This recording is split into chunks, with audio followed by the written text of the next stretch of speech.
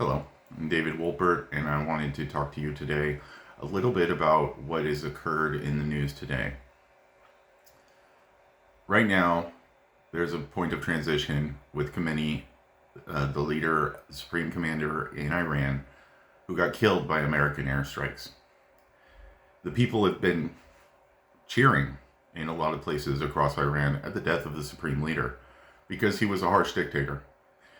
He had made a statement saying that killing thousands of innocent protesters was just part of the course of leading Iran, and that it has to be periodically done.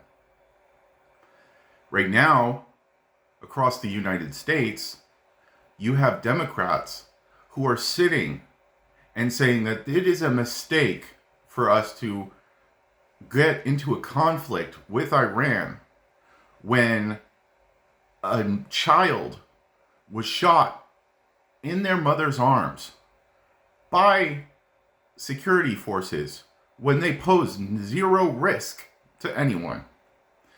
And yet you will have those same Democrats tell you and get on TV and say we need to dismantle the entire justice system and tear down whole agencies of the US government when a protester is killed without even clarity as to whether that protester was doing so in a dangerous manner and presented themselves to a danger to other people.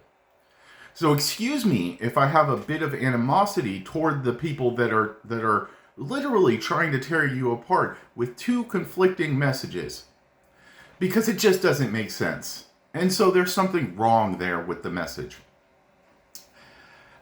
I thoroughly believe this, which is not everything everywhere that happens to other people across this world is meaningless.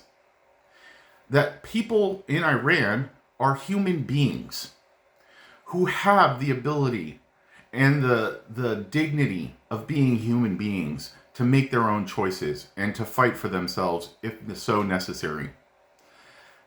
And the way that they do that does matter. Context does matter for that.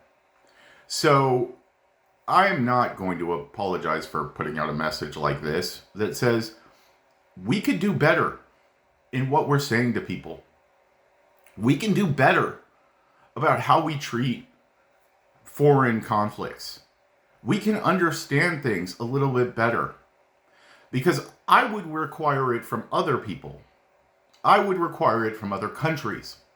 I would stand up to that conflated idea that the behavior internationally between other countries cannot influence us here at home.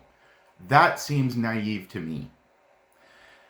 Now, Iran did shoot a child in their mother's arms while the mother was, and thousands of other stories where innocent protesters were killed without cause, without presenting themselves as a danger.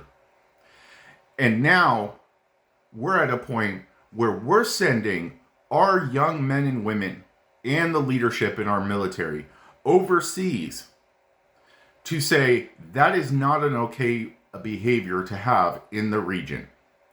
We send people over anywhere in the world regularly to try and help facilitate the United States' ability to stabilize and work with other people on a regular basis. Whether we're talking about China, whether we're talking about Iran, or whether we're talking about anywhere else where even sanctions and trade has pretty much stopped because of the reliability and credit of the past. That being said, we also have allies and neighbors to Iran in the region that have been under duress from the threat of violence. And we defend those people. They are friends. They are people. They are human beings who have every right to defend themselves as well. And so the question becomes, at what point do we have to step up as Americans and say, we've had enough? We're not going to put our children in danger. We're not going to put our friends and our neighbors in danger. And we're not going to accept that you killed thousands of innocent people without cause and said and telling us you're going to do it again. And if Democrats can't stand up to that and say unilaterally that behavior is wrong, this isn't about weapons of mass destruction. This isn't a war about weapons of mass destruction. It has an element of weapons of mass destruction because Iran has stated they will not adhere to the basic principles of humanity. And if they can't be trusted with their own people and their own children, how could we trust them with a nuclear weapon agreement? How can we just assume that they are going to honor and respect that nuclear agreement when they're willing to kill thousands of their own people and they have a stated mission statement of wanting to kill the entire state of Israel? So you can argue that this might be a mistake, that I don't know what it's like to lose people, which is what I heard from a senator on the news today, that Trump doesn't know what it's like to lose people. I'm not Trump, so don't get it twisted. But all of the people who are involved in talking to these people in these conflicts, they don't know what they're doing. Trump doesn't know. He has to take responsibility. His chain of command doesn't know what it's like to lose people. He can't contextualize that. That is a dishonest statement. I'm not conflating it. I have been talking to people, and Trump is the president of the United States. He makes the decisions for the United States. I make decisions for myself, and I work with these people all the time. So the question becomes, if there is understanding from the people who are talking about these situations, I know what it's like to lose people. I know what it's like to have people die for seemingly meaningless reasons. I know what it's like to have to stand up in front of people where I might get shot and look them in the eye, and when they tell me that I'm wrong, and I need to stand down and to shut up and to sit, I know what it's like to tell them no.